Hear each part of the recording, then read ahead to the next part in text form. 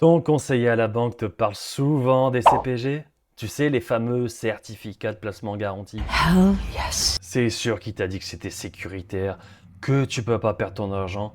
Mais qu'est-ce qu'il te dit pas? C'est que les CPG, ça peut te faire perdre en réalité beaucoup d'argent à long terme.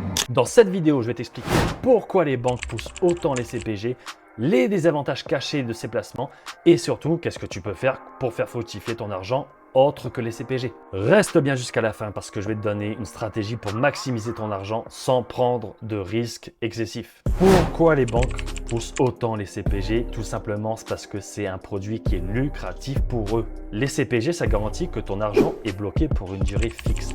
Généralement, c'est entre 1 et 5 ans, mais imagine même pas une seconde que ton argent va dormir à la banque. La banque, elle va prêter ton argent à des taux d'intérêt beaucoup plus élevés, comme des hypothèques ou des prêts personnels. C'est comme ça qu'ils gagnent leur argent. Once a thief, forever a thief. Je te donne un exemple. Si tu as un CPG qui te rapporte 3% par année, la banque, elle peut prêter cet argent à 6% et même plus. Ils doublent, voire ils triplent leur profit pendant que toi, tu te contentes des miettes. Les banques, elles forment leurs conseillers à promouvoir des CPG parce que c'est simple à vendre. Bonjour monsieur le client, votre capital est garanti. Vous prenez aucun risque. What the hell? En réalité, c'est pas dans ton intérêt, c'est dans l'intérêt de la banque. Avec un rendement moyen de 2 à 3%, les CPG te font perdre de l'argent. Tu as déjà entendu parler de l'inflation? Ça veut littéralement dire que tu as une fuite d'argent. J'ai rien, j'ai plus rien.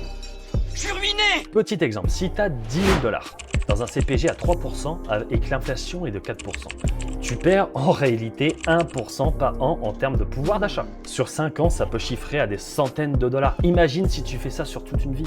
Une fois ton argent dans un CPG, il est immobilisé jusqu'à l'échéance. Si tu as une urgence ou une meilleure opportunité d'investissement, tu peux pas y toucher sans payer des frais de pénalité. Et en plus de ça, si les taux d'intérêt augmentent après que tu as souscrit au CPG, comme en 2022, tu es coincé avec ton taux qui est bas. La banque, elle continue de profiter des taux plus élevés en prêtant ton argent aux autres. Give me my fucking money back. En plus de ça, les conseillers à la banque te recommandent très rarement d'ouvrir des CELI ou des REER, ce qui fait que les rendements que tu vas faire dans tes CPG seront imposables. Donc, qu'est-ce que tu peux faire à la place? Si la sécurité c'est important pour toi, les fonds distincts peuvent être la solution. Ça garantit ton capital, c'est assez semblable au CPG, puis souvent c'est à l'échéance et il y a un potentiel de rendement plus élevé parce que ton argent est investi dans des actions, des obligations, des portefeuilles diversifiés, etc.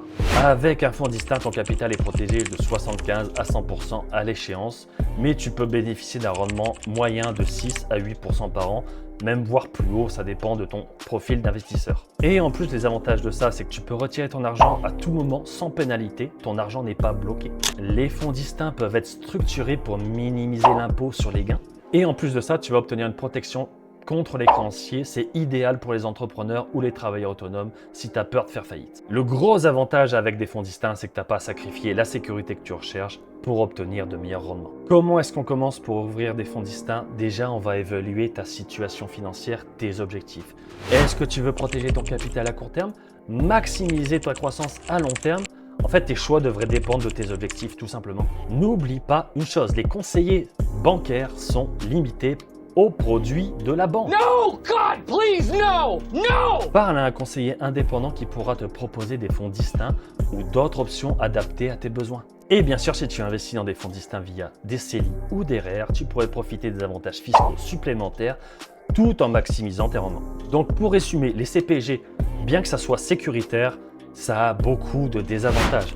Ils ne te couvrent pas contre l'inflation, ton argent est bloqué, puis les rendements sont faibles. Donc si tu veux arrêter de perdre de l'argent avec les CPG et découvrir des alternatives comme les fonds distincts, écris-moi en privé ou prends rendez-vous directement via le lien dans la description. En attendant, abonne-toi pour plus de conseils financiers.